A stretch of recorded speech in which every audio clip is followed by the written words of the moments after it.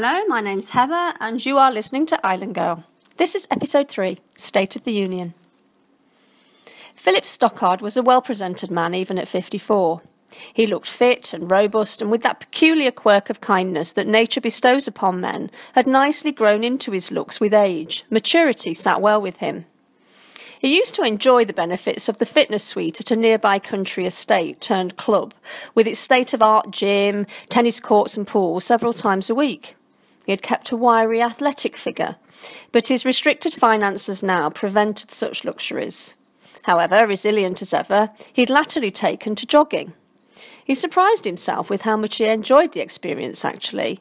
Not just the freedom of running at will, but being in the fresh air, hearing the birds, and even the rain.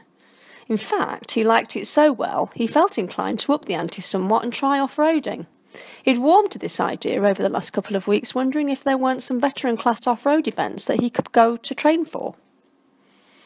He stood facing a small mirror tile stuck to the inside door of a cupboard, which he'd wedged open with a shoe, and he checked the Windsor knot of his tie, twisting the navy blue embossed polka dot silk right and left before shimmying it upwards towards his throat. Sylvianne had made a career out of perfecting and checking these things. He might have smiled at this, but he didn't. Instead, the thought of Sylvianne made him feel a sense of dread. It had been 3 weeks since he'd posted his letter regarding the prospect of selling Framling House. Posted it, for Christ's sake. Nothing. He'd heard nothing. He turned from the mirror and picked up his jacket, which was hung over the back of an occasional chair by the window. He felt irritated and knew. Who, in this day and age, didn't access the internet?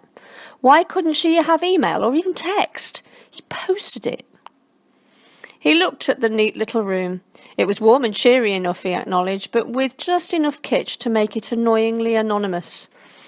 He had been renting this small apartment for several months now, and it was beginning to wear on his nerves. It felt like a waiting room for his life, and he wanted an end to it. He was more than ready for his life to begin. Had been ready for years, in fact. He needed cash.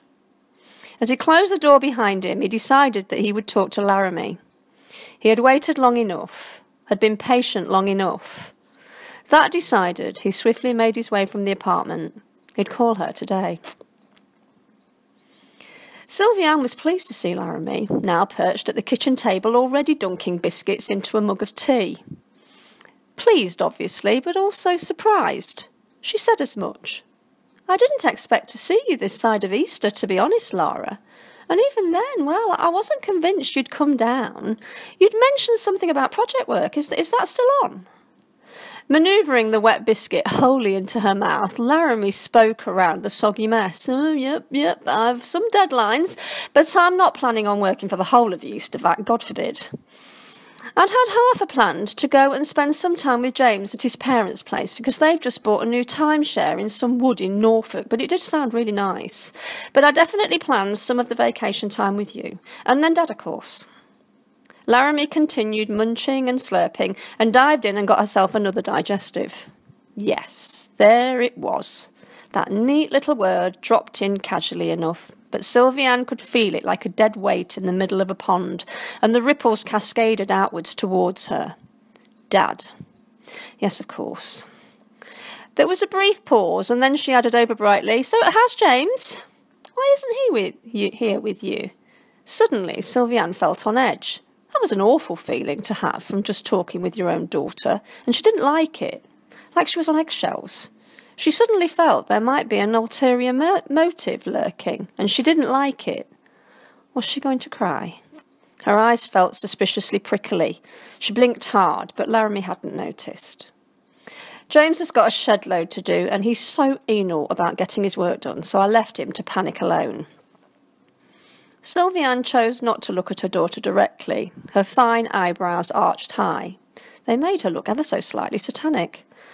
"So, to what do I owe the privilege?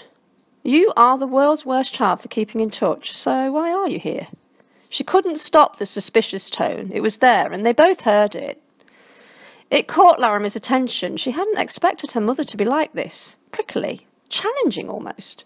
"Can't I just call and say hi?" she challenged back. Laura, you live nearly 200 miles away. You don't just call in. Anyhow, you can barely manage the energy to phone most of the time. I've spent more time on the phone with James. So what drove you to get on a train to drop by and say hi? Laramie was a bit uncomfortable with this. When had her mother developed this edge? I realise I'm a crappy daughter, but I don't mean to be. I had some time and I know that things have been rough for you. I thought it was time. I just came by, just to be with you. Is that okay? Laramie ended on something of a cross between a challenge and a squeak, and as the moments ticked by, both mother and daughter broke into a nervous giggle, the tension ebbing. The smile Laramie offered her mother was genuine as she tapped her finger on the table in front of the seat before her. Come on, bring your drink, and please save me from all these bloody biscuits. Sylvianne grasped the olive branch. When did you become a tea drinker? She asked amiably, as she blew lightly across her own hot mug of coffee and enjoyed the wafting aroma of the freshly ground. Laramie affected a tone. I think it's more sophisticated to drink tea, she offered haughtily. That and the fact that that's what James drinks. It's just easier. I'm used to it now. But I do like it strong. She dropped her gaze to the very pale brew. Sylvianne eyed the tea. It was quite weak. Sorry, she said, nodding towards the cup. It's okay. I'll just have to smother it with these. She lifted another biscuit and then woof, it was gone. Sylvianne couldn't help but smile. She didn't have to worry about Laramie wasting away to a size 0, that was for sure. Actually, it's nice you're here. I've missed you. Their conversation happily struck up easily after the initial difficulty about coursework, politics, EastEnders, tea drinking, but for different reasons they skirted around the elephant in the room. Sylvianne didn't want any mention of Stockard to interfere with this interlude, and Laramie didn't know what to say. Laramie watched her mother now, and she had to admit she looked terrible. She had lost weight, and it showed badly in her face. Cheerful dimples had sunk and stretched into lines down her cheeks, which were hollow and shadowed. Her eyes were grey and lifeless, and despite the run of chatter, her mother lacked any real animation, and Laramie felt sad and ashamed. She'd already argued with James. Yes, he'd got deadlines, but that wasn't the reason he wasn't here. James had been appalled at her father and how he treated her mother. He couldn't believe the callousness of his departure, whatever the reasoning, which he had said he couldn't fathom, and nor could he quite believe how easily Laramie had accepted the situation and maintained her relationship with her father completely unruffled. To make matters worse, this too was the very same argument she was forced to endure with Josh, and James, it turned out, was to become wholly supportive of Josh's point of view. Up to this point in her relationship with James, they'd never had a cross word and had never come across an issue that they hadn't been able to resolve or found some common ground over. This was as serious breach as they'd ever encountered. She could have anticipated Josh's reaction, of course. Josh had spoken with their father, but only the once, and it had been unpleasant, her dad had reported tersely. She had no further details from either of them. Josh hadn't spoken with him since, and by all accounts had no intention of talking to him ever again. She'd been angry with her brother for being so blindly one-sided, but looking at her mum now, she felt awash with guilt. Maybe she too had been blindly one-sided.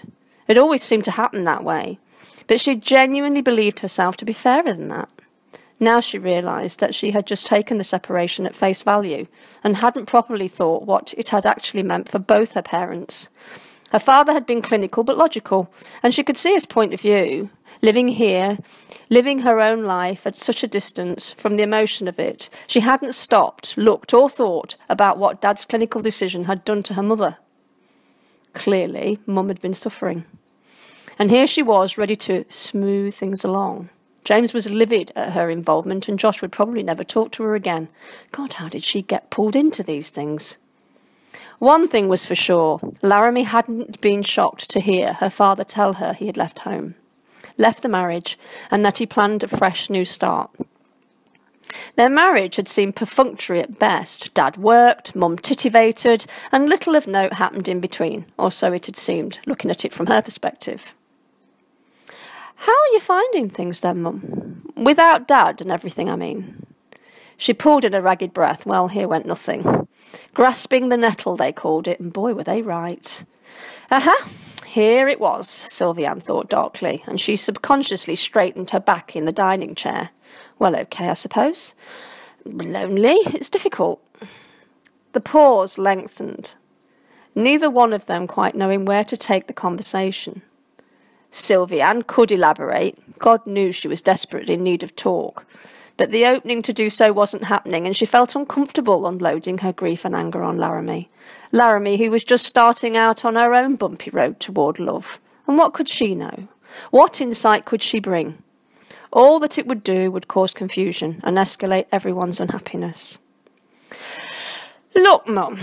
Not giving herself time to think more, she said in a rush, Dad asked if I would talk to you. I wasn't lying, I genuinely wanted to see you. So I decided that I would come, talk to you in person. Had the heating gone off? Everything suddenly felt remarkably chilled. I'm sorry, look, he wants to sort out the house. That's why he asked me to talk to you. It's quite wrong what is said about the stereotyping of baby boys and baby girls, as if the poor stupid parents have a say. Babies have a few innate reflexes when they are born, like grasping, mouthing, walking, and the startle reflex, of course. But there is that other one, that little-known trick they have of recognising immediately which parent they will wrap around their little finger, the one whose button they will always be able to press.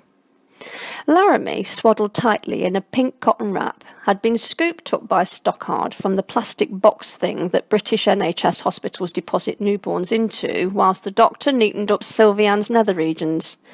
In the 2.5 minutes that he cuddled and cooed at her, something indefinable had transpired between them, which shaped their entire future relationship from that point on.